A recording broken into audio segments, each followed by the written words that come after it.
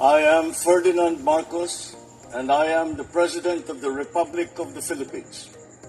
I stand today on behalf of 110 million Filipinos. Hi everyone, hello universe, it's me again. Shout out sa inyo guys, sa mga Marcos Lily supporters, Filipino and OFW, hello. Ayan, March 18, 2026. How are you all guys? How are you all mga beswa? So, mayroon tayong upload videos. Ayan. Bakit kaya pinuri ni Congressman Puno ang ating future president na si Congressman Sandro Marcos? Alam nyo guys, ito si Congressman Sandro. Kikita nyo naman din talaga. Ngayon pa lang, yung puso niya talaga ay talaga sa mga mahihirap. Hindi, sa sambayan ng Pilipino. Bakit kaya? Basahin po natin guys para kompleto, detalyado. Shout out sa mga Marcos Loyalty supporters, Filipino and OFW. Kaya dito hindi inuna ang sarili sa budget. Representative Puno believe kay Representative Sandro Marcos. Nako, siyempre nahasa na po yan sa katalinuhan ng papa niya. And of course, minumotivate ng papa niya yan. Which is ang ating mahal na Pangulong Marcos Jr. You see guys, bata pa siya pero nakikitaan ng magandang leadership. Sa totoo lang, tawag sa kanya Marcos majority leader. Wow. Ayan, for sure yan, darating ang araw. Madami ang susuporta sa kanya if ever natatakbo sa pagkasenador. For sure guys Sabi dito ng Abanti TNT. Sabi dito guys ng TNT Abanti.com.ps. Sabi dito guys ng tnt.com abanti.com.ph. Pinuri ni House Majority Leader. Hindi mali. Pinuri ni House Deputy Speaker at Antipolo City. Ayan, Representative Nornado Puno, si House Majority Leader at Ilocos Norte, Congressman Sandro Marcos na naging mabuti umanong halimbawa at hindi inuna ang sarili para makinabang sa budget allocation. You see? Grabe yung puso nito. Napaka-kind talaga. Very kind. At nakikita ko sa kanya, good Samaritan ito. Mana sa ama niya, sa lulo niya, at sila. Alam mo dito ako hanga kay Majority Leader Sandro Kasi siya anak ng presidente pero hindi nakinabang. What? Hindi nakinabang yan Dito sa mga diskusyon dyan sa budget, parang nabawasan pa ata ang anong sabi? Parang nabawasan pa yata yung distrito niya. Galing naman. Sabi ni Puno sa isang press conference nitong Lunes. Ang ibig kong sabihin, leadership by example. Okay? Halimbawa, ikaw ang tagapagsalita ng 300 na congressman. Yes. Dapat siguro inuna mo yung iba para naman hindi ka maakusahan na sinasamantala mo pa yung iyong katungkulan bilang taga-negotiate para sa kongreso, 'di ba? Punto ng mambabatas. Medyo mahirap yata ang role ni Congressman Sandro sa House, guys, tagapagsalita kamo mahirap 'yan, mga bes. In fairness naman talaga sa kanya, napakabata niya pero look naman. Ang galing niya, makisama. Iba talaga ang yung pinalaki sa na kompleto sa disiplina ng magulang. Very well mannered nga talaga naman Yan, Kasi kung ganito ang puso ng isang leader, hindi malayo na magiging pinuno ng bansa sa darating na panahon. For sure that, guys. Iminungkahi ni Puno na si Marcos na lamang ang tumulong sa mga kongresista upang matugunan ang kanilang problema sa Department of Budget and Management, which is ang DBM, kaugnay ng hindi paglabas ng pundo para sa kanilang mga constituent. What? Aba, ang galing naman naming Congressman Sandro yan. Ang galing naman. You see guys, pwede pala siya maging Speaker of the House, mga kababayan. Ang ganda naman ito. Thank you. Thank you, Lord. Ayan, dapat ang isang pinuno. Oh, majority leader lang yan, guys, hindi lang. Oh, ibig ko sabihin, tingnan nyo, bata pa yan. Oh, hindi speaker yan. Majority leader yan. Pero tingnan nyo naman, ang kanyang puso. Oh, di ba? Oh, mapagmahal sa kapwa. Mas inuna yung iba kaysa sa sarili niya. Ano sabi niya? Parang natanggal daw yung para sa kanyang distrito. 'Di ba, mga kababayan? Wow. Tuloy. Kaya kung pwede sana si Madjo 'yan. Kung siya na lang ang humarap diyan sa mga 'yan, total siya ang majority leader namin at napatunayan niya sa amin, hindi niya inuna yung sarili niya.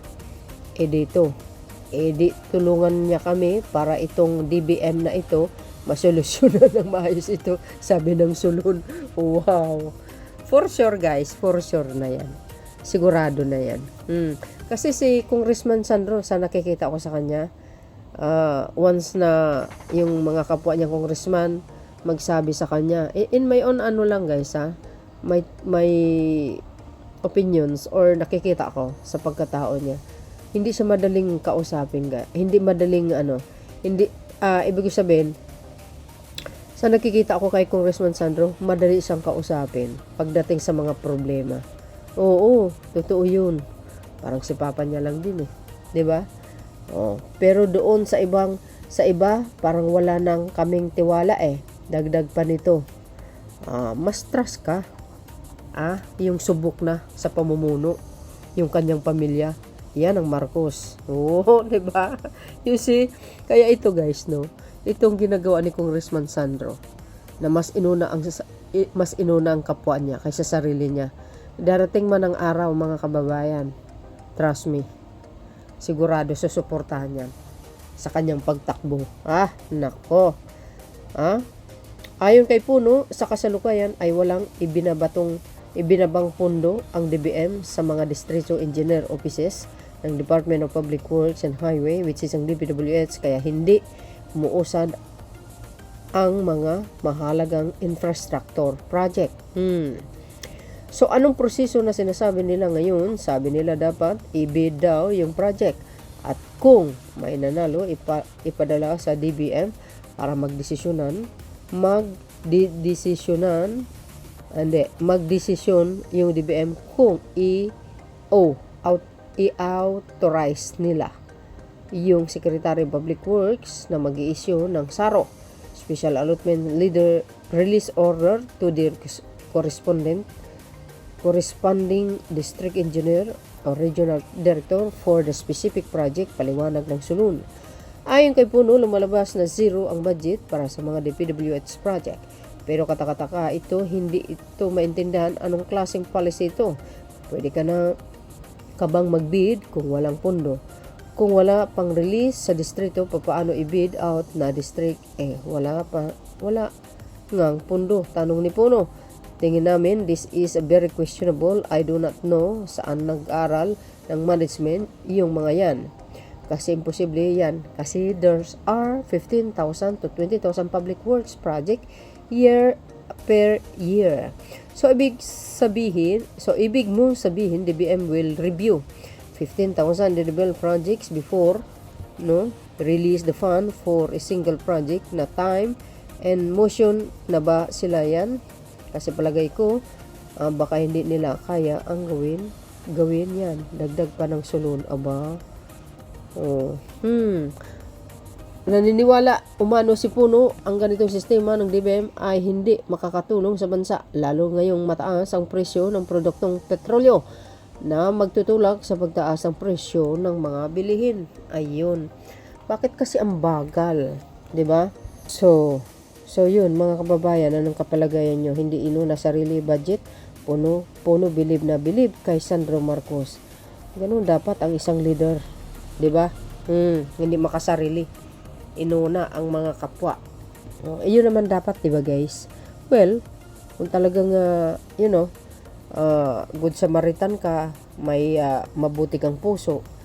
Pag alam mo yung mga kasamahan mo kailangan nila din, natural 'di ba, bilang mataas kaysa sa kanila.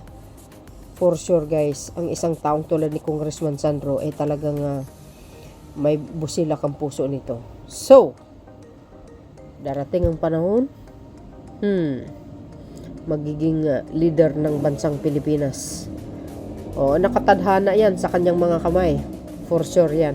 Pinuri ni House Deputy Speaker at Tipolo City Representative Ronaldo Puno, si House Majority Leader Ilocos Norte Representative Marcos, na naging mabuti, umanong halimbawa at hindi inuna ang sarili para makinabang sa budget allocation. Yes, lahat naman yan guys talagang mayroong kanya-kanya silang mga budget, hindi po rin wala. But siyempre, dahil sa mabagal ang proseso, to do rescue ang ating Congressman Sandro. For sure, no? One day ago ito baka ginawa na ng solusyon. O, 'di ba, mga beswa? At siguro yung mga for sure, for sure yung mga kapwa niyang congressman talaga sa kanya sila to humingi ng tulong. So, siyempre naman ay gumawa na siya ng paraan. Baka nakiusap sa DBN, bilisan nyo mag-release, di ba? See? Dahil siyempre anak ng Pangulo at for sure madali ang proseso pag siya ang kumilos at makiusap sa DBN. Di ba guys? Correct me if I'm wrong. So yun mga kababayan, saludo tayo kay Congressman Sandro and of course the rest ng mga congressman. Kailangan nila kasi yan. You guys, God bless Philippines. Bye and baboos. God bless Philippines. God bless us all. Bye everyone.